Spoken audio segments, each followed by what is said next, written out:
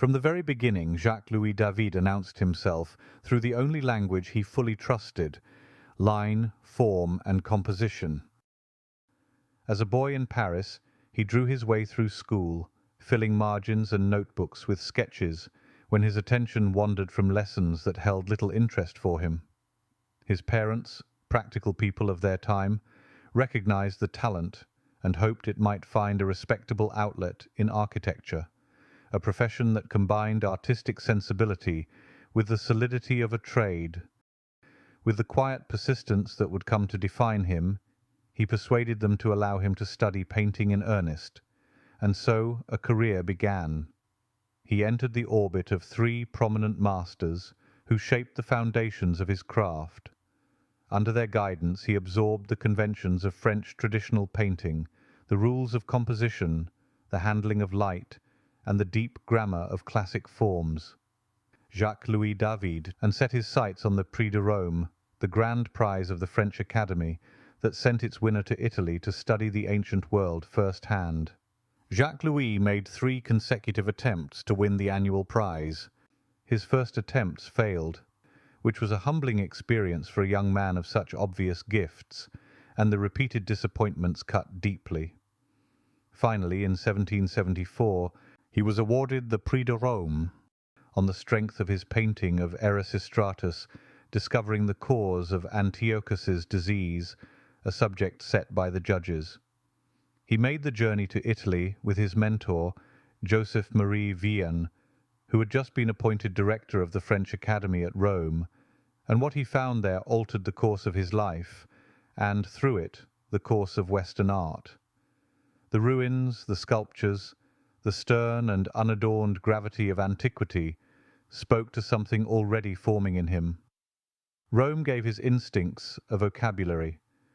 It was in that city of ancient light and worn stone that the painter who would reshape French art discovered what he had been reaching toward all along.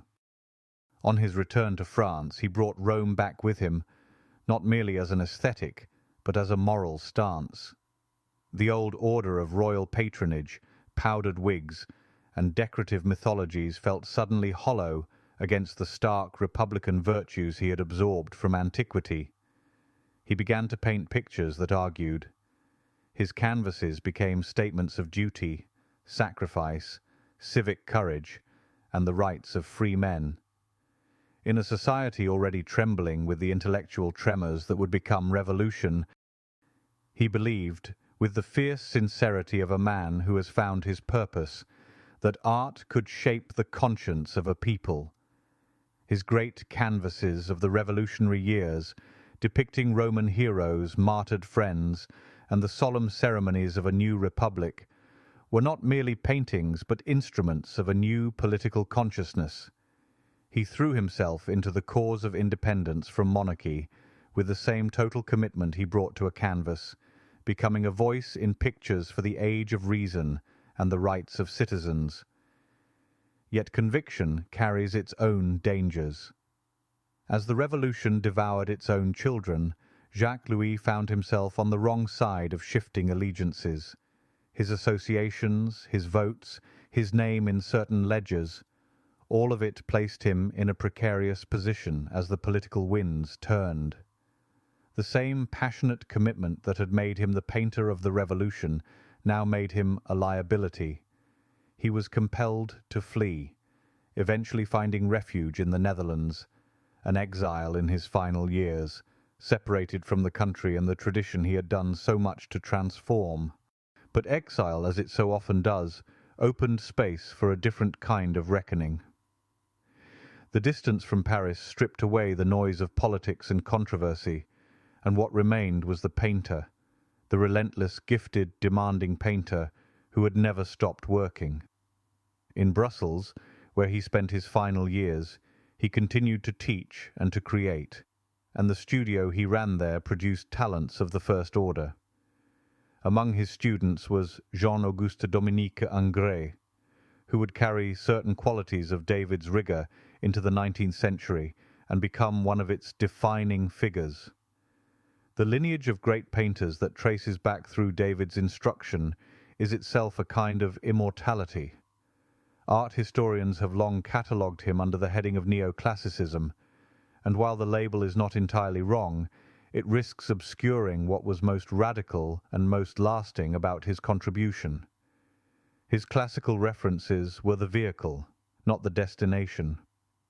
What he was truly after, what drove him from his earliest drawings through his final canvases, was a painting that looked at the world with honest eyes.